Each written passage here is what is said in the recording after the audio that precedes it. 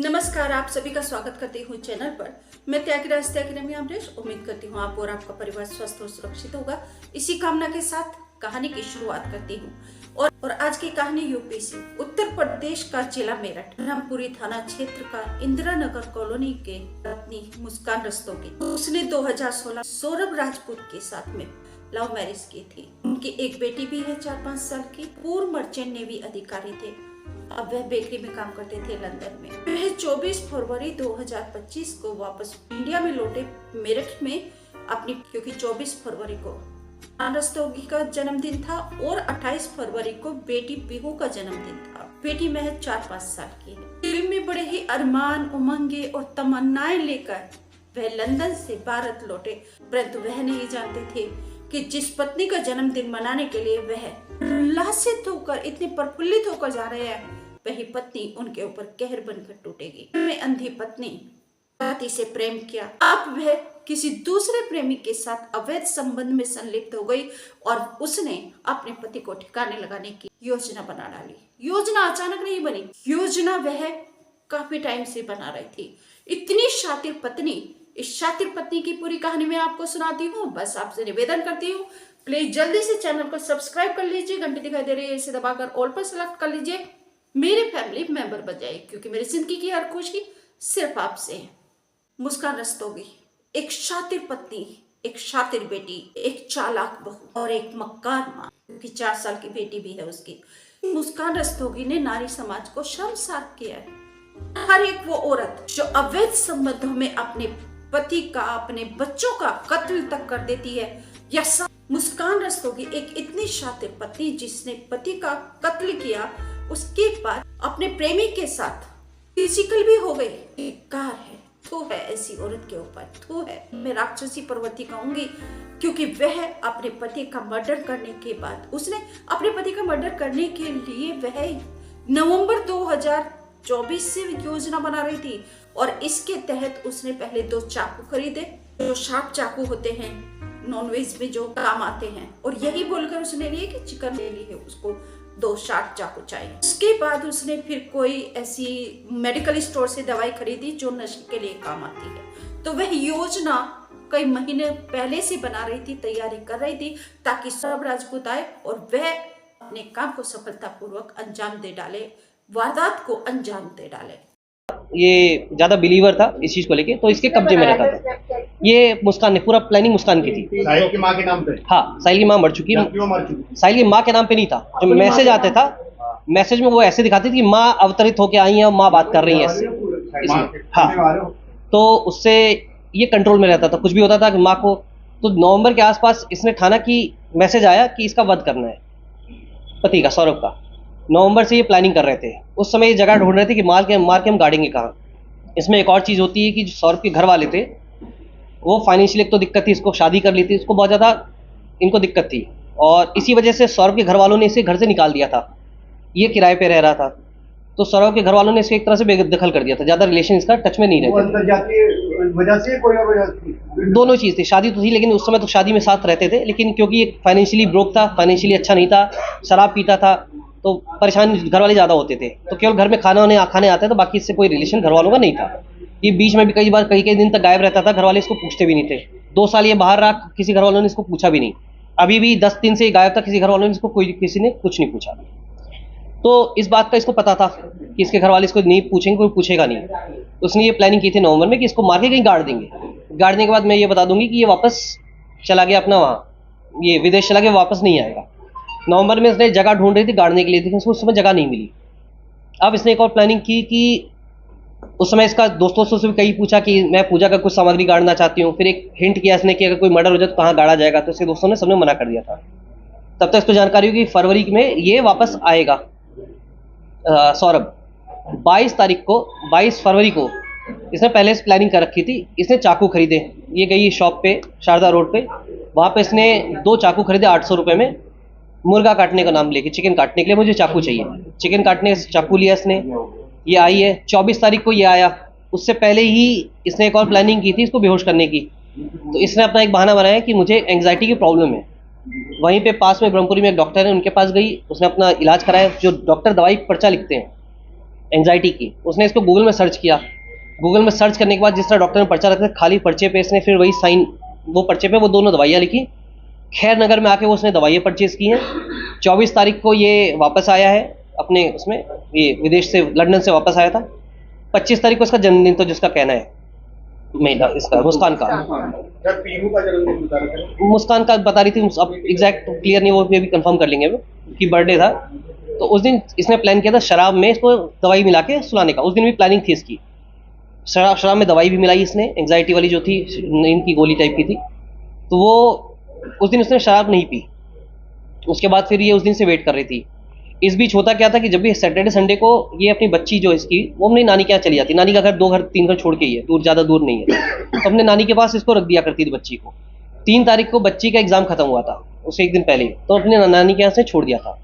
3 तारीख को सौरभ अपने घर से कोफ्ता लेके आया था, खाता पीता अपने। सौरभ का एक वीडियो भी वायरल हो रहा है जिसमें वह पत्नी मुस्कान रस्तोगी और बेटी के साथ डांस करते हुए नजर आ रहे हैं।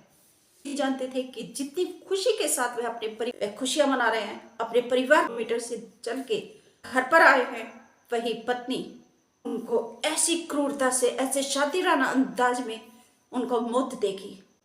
ने सौरभ राजपूत को 28 फरवरी को भी हत्या करने का प्रयास किया। डॉक्टर के नाम से उसने अपनी एक पर्ची बनाई, डॉक्टर के साइन भी किए और मेडिकल स्टोर से दवाई लेकर आई कि इस दवाई का वह इस्तेमाल करेगी क्योंकि उसको नींद नहीं आती। उस दवाई का इस्तेमाल उसने सौरभ को मारने के लिए किया। शराब पीने का आदी था तो उसकी शराब की बोतल में उसने वह नशीली दवाई मिला दी, लेकिन उस दिन उसने शराब नहीं पी। ये बात फिर 4 मार्च 2025 को ये शातिर पत्नी मुस्कान रस्तोगी कामयाब हो गई अपने मंसूबे में और उसने अपने प्रेमी साहिल शुक्ला के साथ मिलकर पति का कत्ल कर दिया। सूत्रों से जानकारी मिली है कि जब सौरभ सो रहा था तो मुस्कान ने और साहिल ने उसके ऊपर चाकू से वार किया। सौरभ जाग गया और उसने अपनी पत्नी से कहा कि तुम मुझे क्यों मार रही हो, मैं तो तुम्हें कुछ भी नहीं कहता हूँ, तुम मुझे छोड़ दो। अपनी मुस्कान रस्तोगी और पत्नी के प्रेमी साहिल शुक्ला को उसके ऊपर जरा भी सौरभ राजपूत के ऊपर रह नहीं आया और उन्होंने निर्दयता क्रूरता से सौरभ राजपूत का कत्ल कर दिया और कत्ल करके उसका सिर अलग करके मुस्कान का प्रेमी साहिल शुक्ला अपने साथ लेकर चला गया अपने घर पर और उस बाकी बचे हिस्से के 15 टुकड़े करके उन्होंने एक ड्रम में डाल दिया। प्लास्टिक का नीला ड्रम देखिए, और ये ड्रम भी योजना के तहत पहले से लेकर रखा गया था। साहिल इस ड्रम को लाकर मुस्कान के घर में रखा। मुस्कान से पूछा था कि यह नीला ड्रम प्लास्टिक का क्यों रखा हुआ है, तो मुस्कान ने बहाना बना दिया कि ये आटा वगैरह रखने के लिए चाहिए इसलिए मंगवाया। एक सीमेंट का कट्टा भी लेकर आया था और उसको उसने अपने दोस्त के घर पर रखा और वारदात की रात को 15 टुकड़े काटे ड्रम में डाले और फिर ऊपर से डस्ट और सीमेंट का घोल बनाकर ड्रम में डाल दिया। पत्नी मुस्कान रस्तोगी ने ब्लीच मंगाई थी, इससे घर में जो फैला हुआ ब्लड था वह उसने साफ किया। ब्लीच से दोनों ने मिलकर बाथरूम में, कमरे में जो भी था पूरा साफ किया। है कि मुस्कान की अक्सर खाना बाहर से ही ऑर्डर करती थी, स्विगी और जोमेटो से, और दिन में लगभग 8-10 बार ऑर्डर आता था इसका, जो पड़ोसियों ने ऐसा बताया है। रस्तोगी और साहिल शुक्ला को बाहर का खाना बहुत ज्यादा पसंद था। उसने ऑनलाइन ही ब्लीच मंगवाई, हाल उसने घर की सफाई करने में किया मर्डर करने के बाद में। तो फिर दोनों ने फिजिकल रिलेशन भी बनाए।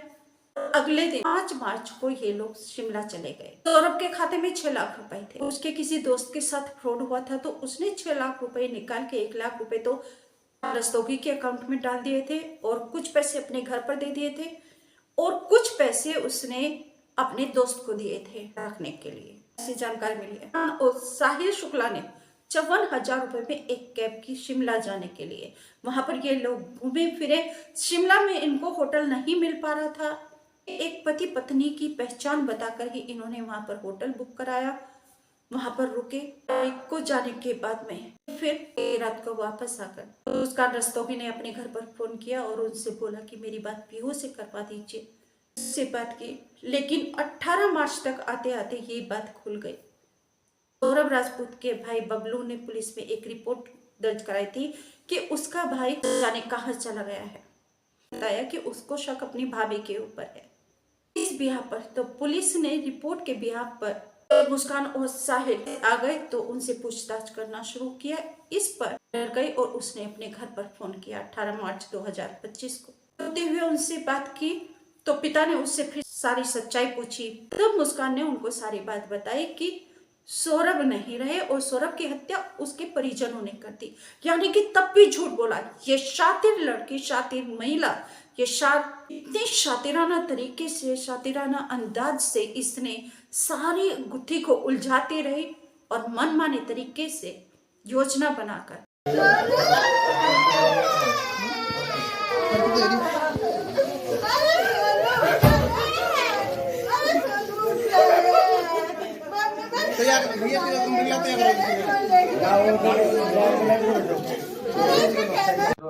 क्या नाम है आपका?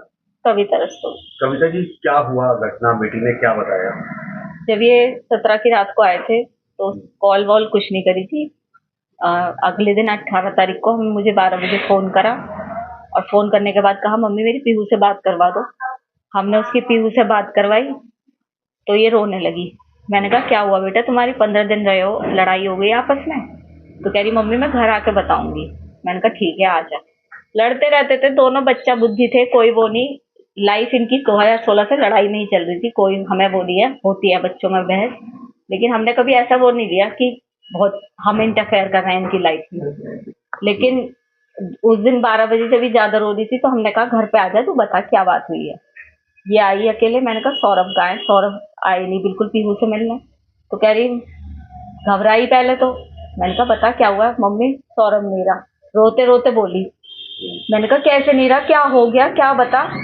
तो कहने लगी कि मम्मी उनका मर्डर हो गया। मैंने कहा मर्डर हो गया, किसने करा? तो उसने यही बताया कि उसके घर वालों ने मार दिया क्योंकि वो मुझे छोड़ नहीं रहे। उसके घर वाले तलाक चाह रहे थे, वो मुझे छोड़ नहीं रहे थे, इसलिए उसके घर वालों ने मार दिया। मैंने कहा बेटा तूने बताया क्यों नहीं? तू 15 दिन उनके साथ रही, वहाँ पब्लिक होती है, तूने वहाँ पे ऐसा पब्लिक में शोर क्यों मचाया कि मेरे साथ ऐसा हो रहा है? तू कुछ भी कर सकती थी, तू अनपढ़ नहीं है कि कुछ ना कर सके। कहा तू इतनी सीधी नहीं है शूभी, कुछ ना कुछ बात और है। मैंने उसकी बात पे बिलीव नहीं करा। मैंने तो करा ही नहीं उसकी बात पे बिलीव। पापा के इमोशंस का वो फायदा उठाती थी। पापा से बहुत प्यार करती थी, अपने इमोशंस का फायदा उठाया उनने। पापा से कोली भर भर के उन्हें अपनी बातों में उलझा रही थी कि उन्होंने करा उन्होंने करा।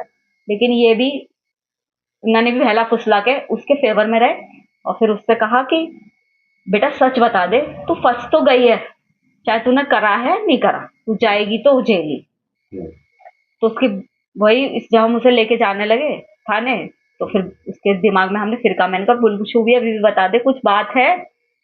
तब इन्होंने कहा कि मैं तेरा साथ दूंगा हमेशा, जो भी तूने करा है गलत बता। तब उसे लगा कि पापा मेरे फेवर में हैं। तब उन्हें सच्चाई बोली कि पापा मैंने और मेरे साथ एक लड़का था साहिल, उसने करे। क्या कहना है? क्या कह सकते हैं हम? यही कहेंगे कि उस लड़के के लिए जस्टिस मिलना चाहिए। हमारा भी बेटा है, उन दूसरे के घर का बच्चा गया है। मैं ये दिखावे के लिए नहीं बोल रही, ये मेरे भगवान को पता है, ये मेरे बच्चों को पता है कि मैं ये केवल इसलिए कह रही हूँ कि सौरभ जानते हैं कि हमने उनकी रेस्पेक्ट करी है, वो हमारी गलती से। क्या न्याय मिलना चाहिए? क्या से फांसी मिलनी चाहिए फांसी। ये शातिर महिला एक से बढ़कर एक चाल चलती रही और जाल बुनती रही। पति का मर्डर किया, ड्रम में डाल के सीमेंट का घोल डालकर उसको सीमेंट बना दिया, फिर घूमने भी चली गई और उन सारे पैसों को खर्च कर दिया जो इसके पास थे। सौरभ राजपूत ने दिए थे 1 लाख रुपए उनको।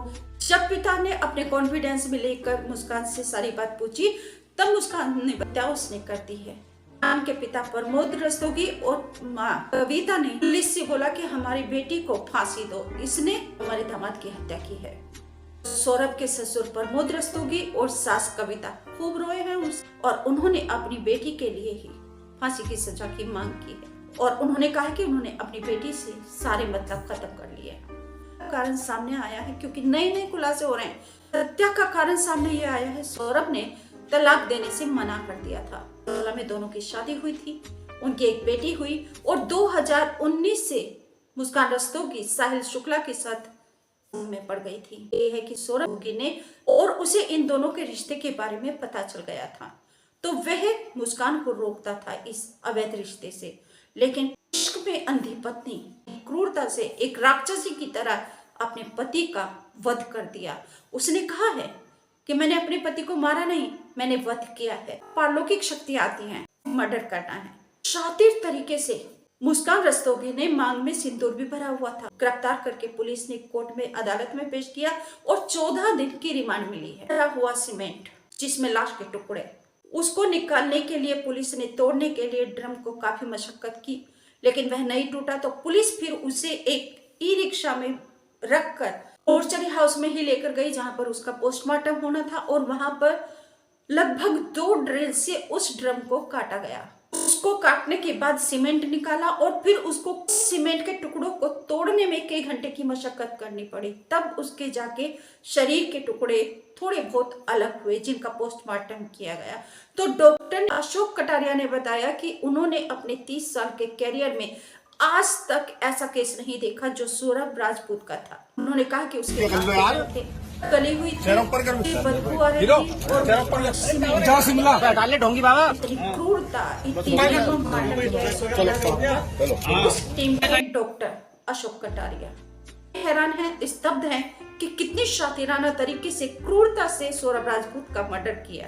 इनमें सिटी विक्रम आयुष ने इस घटना का खुलासा करते हुए कहा है कि पीओ साहिल शुक्ला को पुलिस ने गिरफ्तार कर लिया, अदालत में पेश करके उनकी रिमांड ली है। 14 दिन की रिमांड है और पोस्टमार्टम में ये खुलासा हुआ है कि जो हत्या है वह लगभग 2 से 3 सप्ताह पहले की गई है।